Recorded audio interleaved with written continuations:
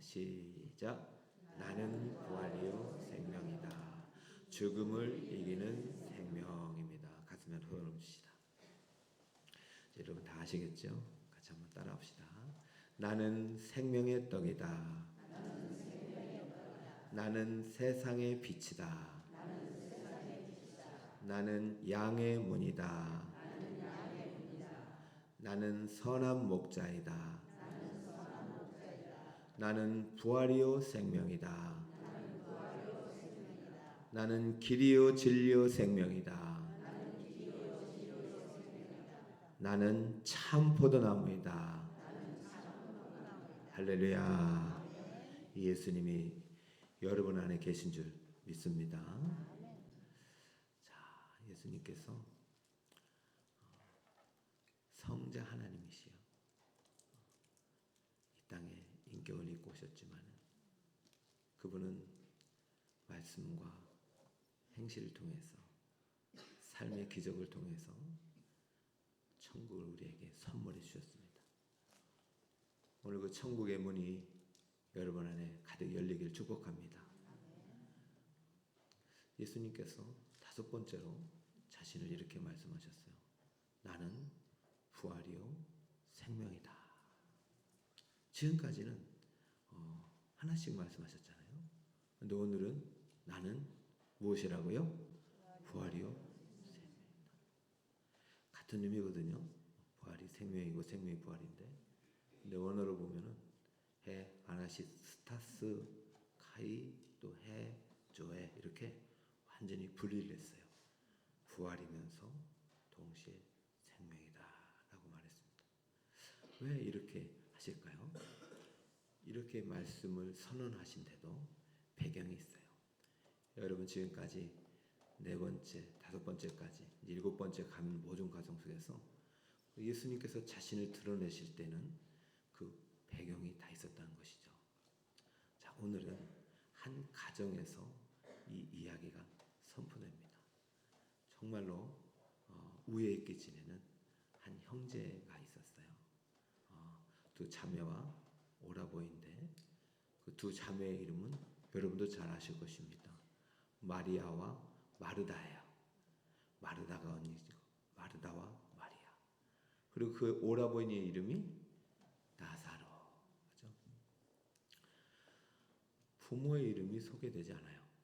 보니까 아마 일찍 세상을 여의셨을 거예요. 그래서 나사로 오빠가 부모의 역할을 하고 있는 가정이죠. 참 서로 우애가 깊었어요. 근데 여러분, 모든 예수님의 선언 뒤에는 죄와 사망이 만들어낸 고통의 실존 속에서 예수님의 말씀이 선포되는 거예요. 이 가정에 큰 우환이 겹치는데 바로 사망의 그림자가 이 가정을 덮쳐버립니다. 그리고 오빠의 생명을 앗아갑니다. 두 자매는 망연자실해요. 모두가 그랬겠지만은 사랑하는 사람을 잃었을 때의 슬픔은 이루 헤아릴 수가 없는 것입니다.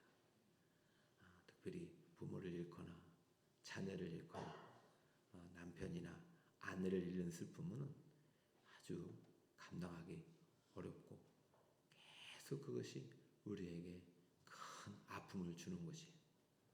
마찬가지 마리다와 마리아에게도 오빠를 잃은 슬픔이 참 컸어요. 근데 참 이분들이 참 믿음 생활을 잘했는지 많은 사람들이 장례식 때 왔습니다. 이때도 장례식을 한 3일 정도 하고 4일째 무덤에 가요. 그런데 정작 기다리고 기다리던 예수님은 오셨어요? 안 오셨어요? 아직 안 오시는 거예요. 여러분들도 오늘까지 응답을 기다리는 분이 계실 거예요. 여러분, 부활이요 생명이신 예수님을 끝까지 붙드시기 바랍니다. 기도가 지연될 때는 반드시 이유가 있더라고요.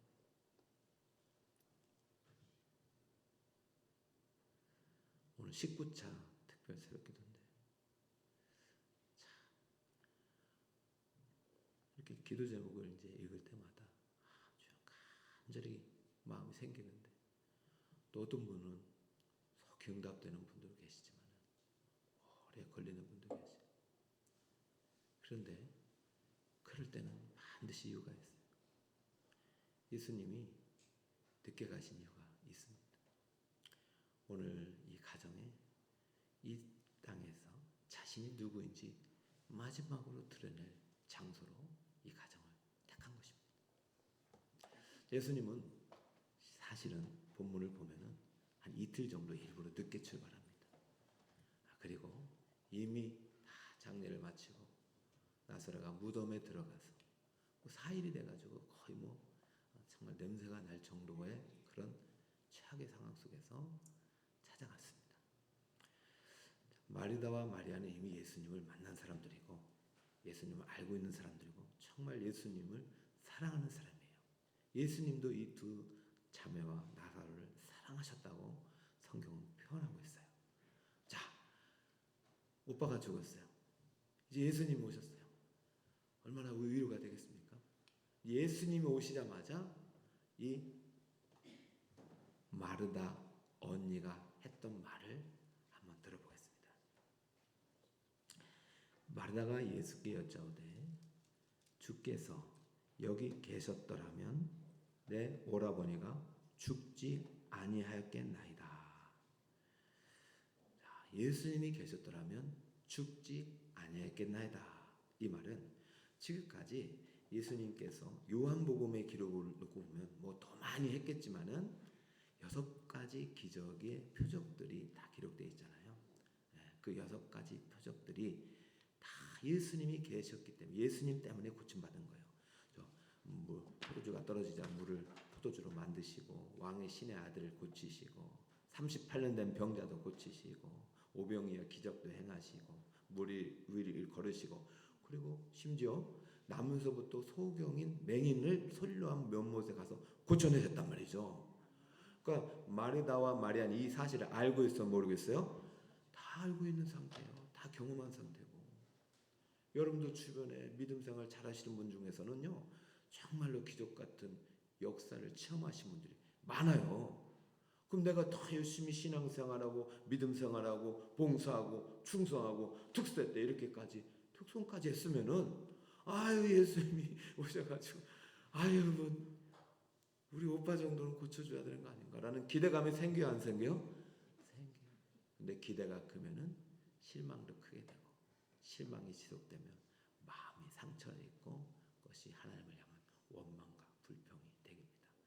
표현은 참 이렇게 다듬었지만은 이 안에 서운함이 있고 하나님에 대한 또 뭐가 있고, 원망까지는 아니어도 좀 그런 불편함이 있는 거예요. 예수님이 빨리 오셨더라면 내 오라버니가 죽지 않았겠습니다 라는 어떤 예수 그리스도에 대한 어떤 하나님에 대한 그런 마음이 생겨버린 거죠.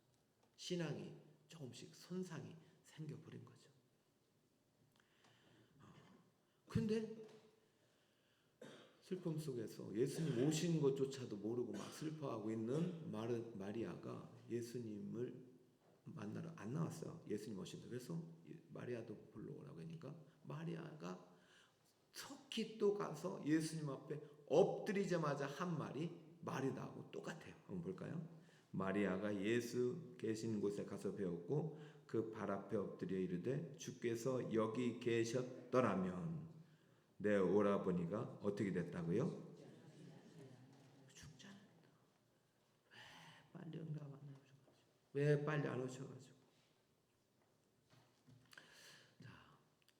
두 자매의 믿음이 없는 것은 아니에요.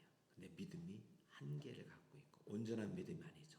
자, 예수님이 계셨더라면 죽지 않았겠다는 얘기는 예수님이 오빠가 죽기 전에 왔으면 오빠의 병을 능히 고칠 수 있다는 믿음이 있어요, 없어요? 있어요. 그런데 지금 예수님이 오셨지만은 지금은 안 된다는 믿음을 갖고 있죠. 자, 여러분, 우리 신년 특세 주제가 뭡니까? 따를까? 믿음이 실상이 되리라. 이 믿음이 여러분 부활의 믿음이 돼야 됩니다. 자, 예수님이 계셨더라면 내 오라버니는 죽지 아니하였겠나이다. 자, 이 말은 지금 예수님이 지금 과거에 지금 예수님이 안 오셨기 때문에 그것을 전제하잖아요. 근데 지금 예수님이 계셔요, 안 계셔요? 그럼 예수님이 계신데도 예수님이 계시면은 죽지 아니하였겠나이다. 여기까지는 이제 그것도 믿음이지만은 예수님이 계신데 죽었잖아요. 그리고 예수님도 할 수 있다는 얘기 없다는 얘기요? 없다. 예수님도 이제는 방법이 없다.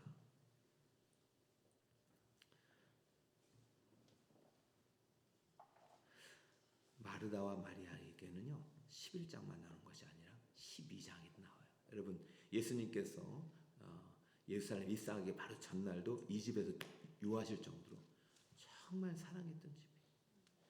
정말 예수님께도 충성했던 형제들이에요. 자매들이에요. 그러니 사실 서운할 만하죠. 빨리 와서 좀 고쳐주면 좋겠는데. 예수님을 사랑하는 사람에게도 예수님이 참 귀하게 여기는 가정도 우환이 있고 슬픔이 있고 고통이 있고 시험이 있을 수 있다면 우리들의 일상 속에서도 우리의 인생 가운데도 이 고난은 반드시 찾아올 수 있음을 기억하시기 바랍니다. 그러나 그것으로 끝나서는 안 되죠. 이 고통의 현실에 누가 찾아오신 것입니다? 예수님이 찾아오셨어요. 그럼 그 예수님을 과거에 계셨더라면이 아니라 지금 계신 예수님으로 믿으시기 바랍니다. 자, 과거에 나를 고치시는 분이 아니라 지금 절망 속에서도 사망의 무덤 안에서도 나를 일으킬 수 있는 분으로 믿으셔야 되는 것입니다. 자, 이때 예수님께서 이제 믿음을 가르쳐 주시는 거예요. 잘 들어보세요. 예수님이 계셨더라면 내 오라버니는 죽지 아니하였겠나이다. 그래서 예수님이 딱 만나자마자 마르다에게 이렇게 말합니다. 네 오라버니가 살아나리라. 자, 따라해볼까요? 네 오라버니가 다시 살아나리라. 할렐루야. 다시 살아나리라.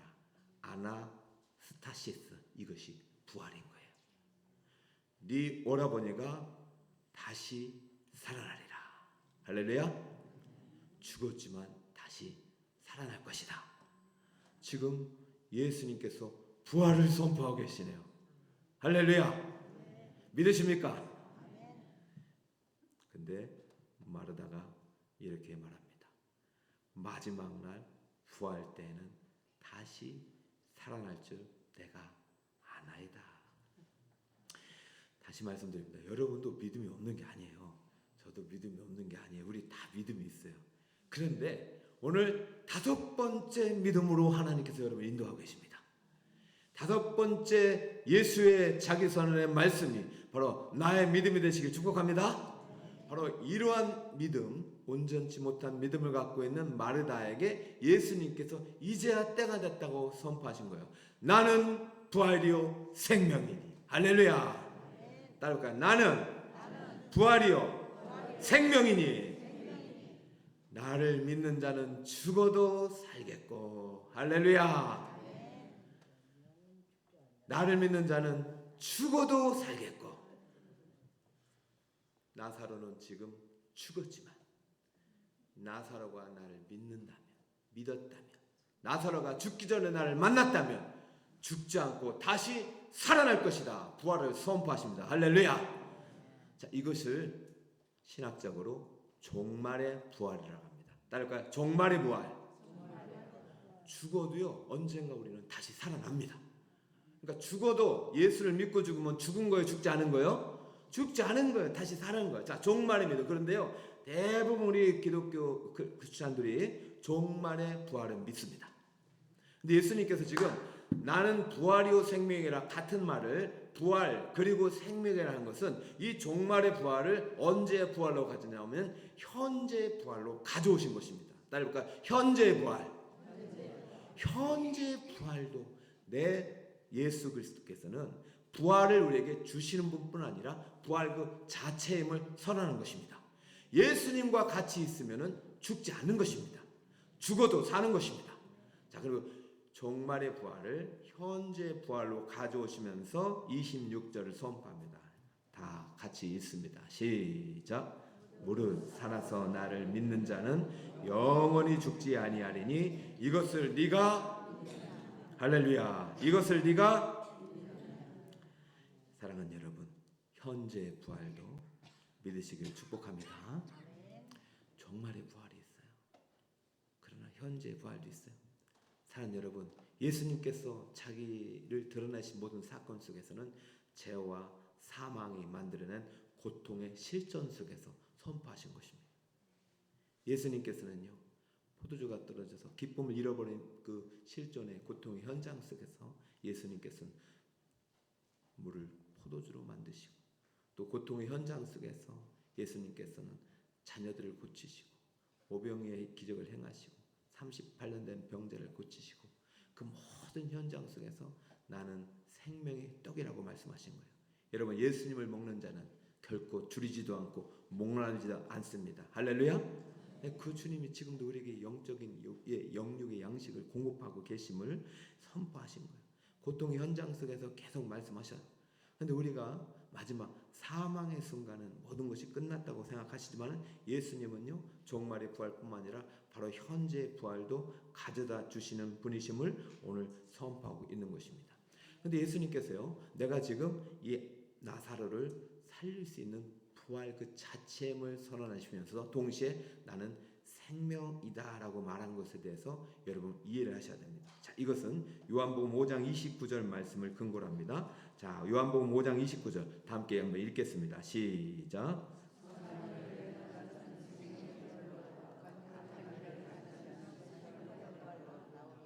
할렐루야. 자, 나는 부활이고 나는 생명이다. 이 말 속에 여러분, 종말의 부활이 생명의 부활로 우리에게 영원한 생명의 문을 열어주시는데요. 생명의 부활도 있으면 그 반대편에 무슨 부활도 있어요? 사망을 위한 부활도 있어요. 근데 사망의 부활을 무슨 부활이라면 심판의 부활이라고 합니다. 따라볼까요? 심판의 부활. 심판의 부활은요, 생명의 나라에 들어가는 것이 아니에요. 영원한 죽음의 나라에 들어가는 것입니다.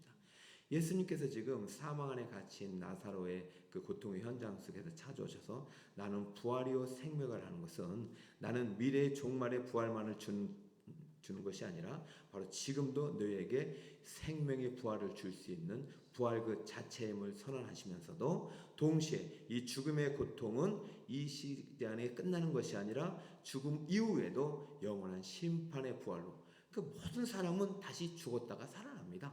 심판의 결과에 따라서 생명의 부활로 들어가는 자가 있고 심판의 사망의 부활로 들어가는 자가 있음을 오늘 선언하시면서 마르다와 마리아에게 동시에 그 많은 사람들에게 나는 부활이요 생명으로 너에게 줄 영원한 생명을 주러 온 하나님의 아들이심을 선포하는 것입니다. 사랑하는 여러분, 여러분 부활의 생명에 들어가는 자입니까? 심판의 부활로 들어가는 자입니까? 여러분 생명의 부활입니까? 심판의 부활입니까? 여러분 생명의 부활입니까? 사망의 부활입니까? 다시 말씀드려요. 여러분 종말의 부활만 믿습니까? 현재의 부활도 믿습니까? 현재도 부활도 믿으시 바랍니다.